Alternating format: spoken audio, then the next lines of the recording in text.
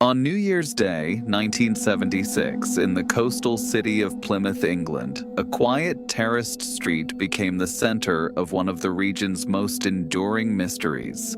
Inside a modest home on Tremerton Terrace, 52-year-old Esther Soper was found brutally murdered in her hallway, beaten, strangled, and left wrapped in a curtain. Nearly 50 years later, the question remains: who killed her? And why? To understand the case, we need to understand Esther. She was known locally as a gentle, private woman with deep commitment to her faith community. She lived alone, kept a tidy house, and was described as well-liked but reserved.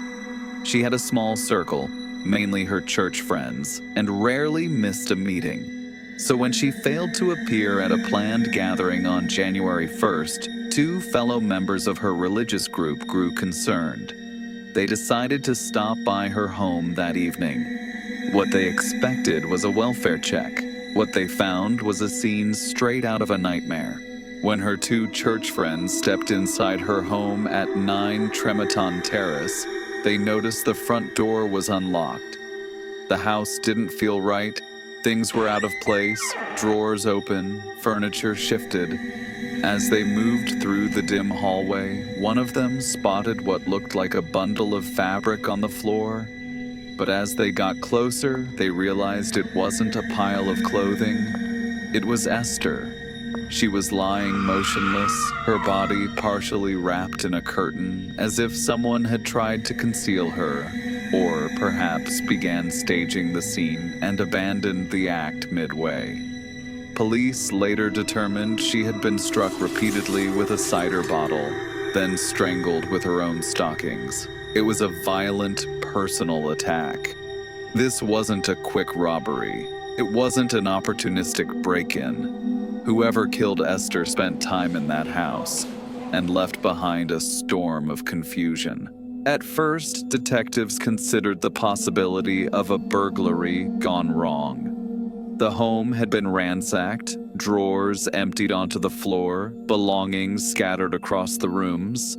But as investigators moved deeper into the house, the staging didn't fully make sense. The level of violence was excessive, more than what is usually seen in a panicked burglary.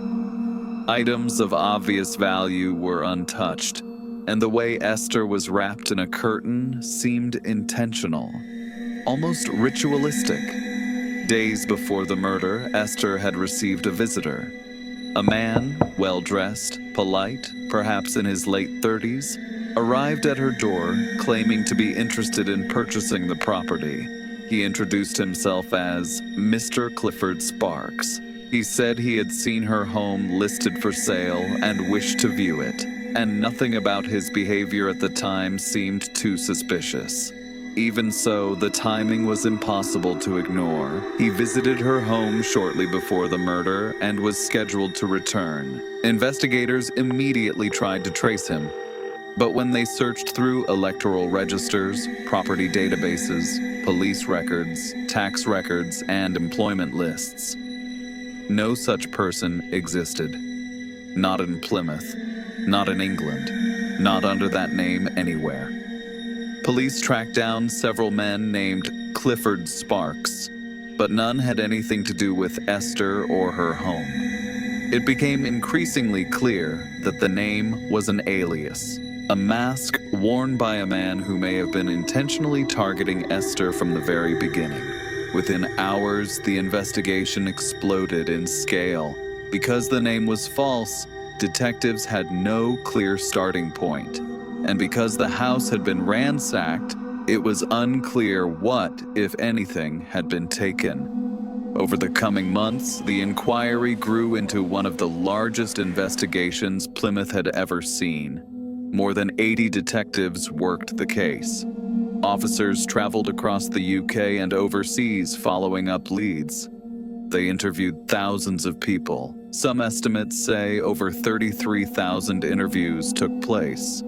Imagine that. In a pre-internet era, detectives knocking on doors, chasing paper trails, tracking down anyone who had ever viewed the home, anyone who resembled the suspect. and anyone who might have known Esther. And yet, despite all this, they found nothing. No suspect, no weapon, no fingerprints, no motive. There was no sign of forced entry, no screams heard by neighbors, nothing that suggested Esther had opened the door in fear. Did she let her killer inside willingly?